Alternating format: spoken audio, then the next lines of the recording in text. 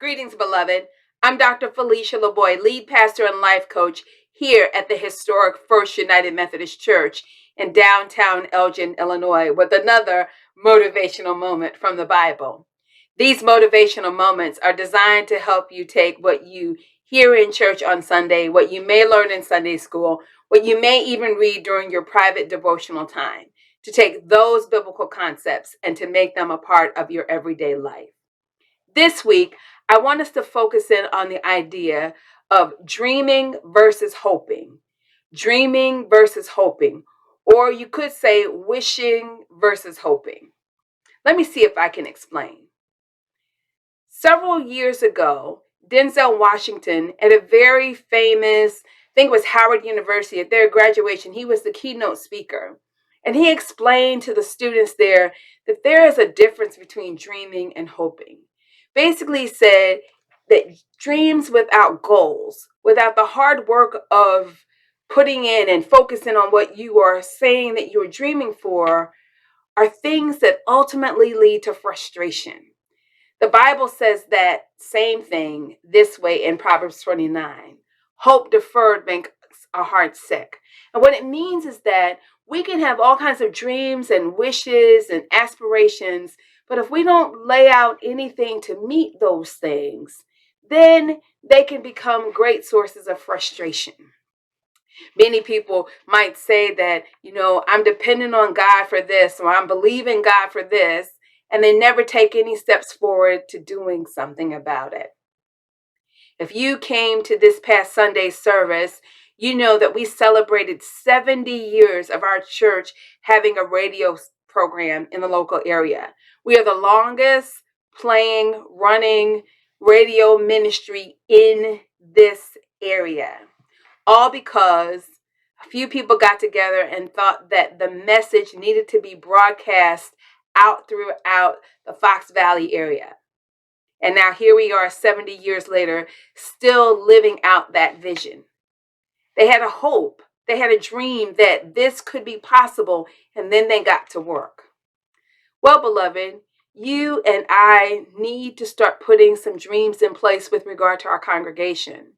Yes, good things have happened over this last year. We showed a movie. We had the first responder services. We have all kinds of different things going on. We're online. We're on the radio station. But beloved, if you and I do not get ourselves together, then we really have to question, will our church be here in another 20, 40, 50 years? Will there be a need to do ministry from this building? Beloved, if you and I have dreams for the future, and I think that we should, because you and I are required to leave a legacy behind to the next generation, then we have to get to work. And really, to get to work, to just sort of have dreams and kind of let them go without having any hope, really does not give witness to the faith that we say we have. When Jesus saves us, he just doesn't save us to get to heaven. He saves us to do something about what's going on in the world now, to give witness to the faith that we have. It means that we put our whole self in that.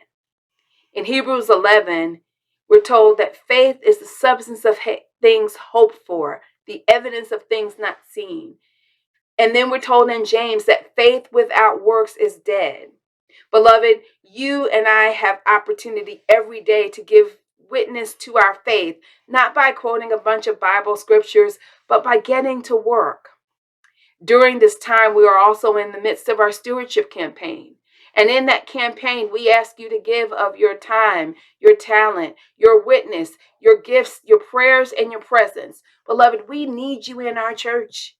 We need you to come. We need you to help serve. We can't keep burning out and wearing out the people that are here, or we'll have to start asking ourselves, what's the need for a First UMC to be here in the future?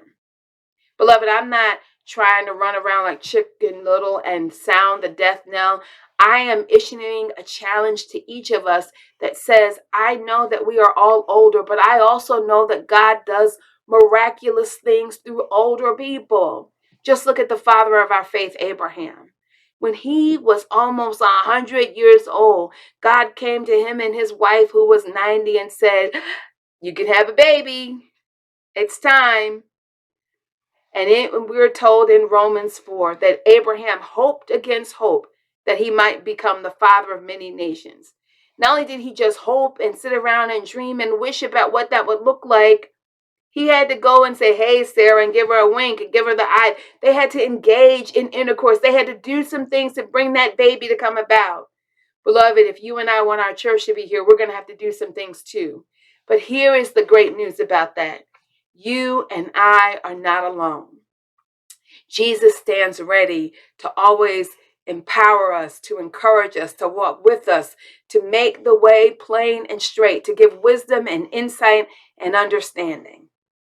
So, beloved, not only for our church, let me ask you, what dreams do you need to add some goals to as in the upcoming year? What dreams for your health? What dreams for friendships? What dreams for our church? What dreams for your life? Where are you and I just sitting around dreaming rather than hoping and taking that hope and using it as the fuel to our faith and adding some goals to it so that we might be like those folks some 70 years ago who decided that our church needed a radio station, and here we are now enjoying the fruits of their hopes. Beloved, I pray that you will stick around for this week's Refresh Your Soul moment. It is a very common hymn done in a new way. Oh God, our help in ages past and our hope for years to come. God is faithful. God never changes. And God knows how to meet the needs of every generation. It is not too late. It is not too late to turn in the towel. It is the time to add goals to our dreams, to make them hopes, to fuel our faith, to get to work, and to bring our church into full fruition. This will be our legacy. Stick around for that Refresh Your Soul moment, and I'll catch you here again next week. I'm Dr. Felicia LaBoy, lead pastor and life coach here at the historic First United Methodist Church in downtown Elgin, Illinois, with another motivational moment from the Bible. Be blessed. I love you, and I'll see you here next week.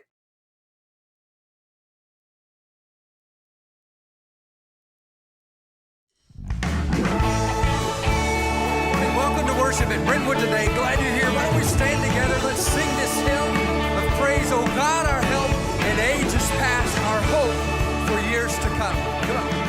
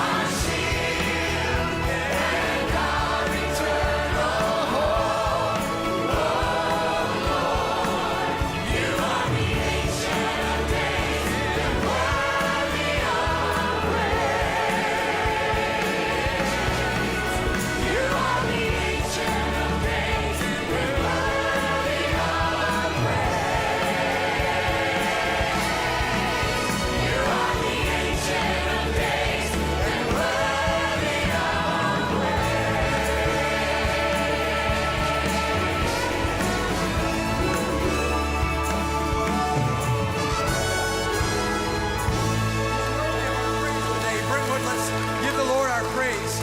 Yeah.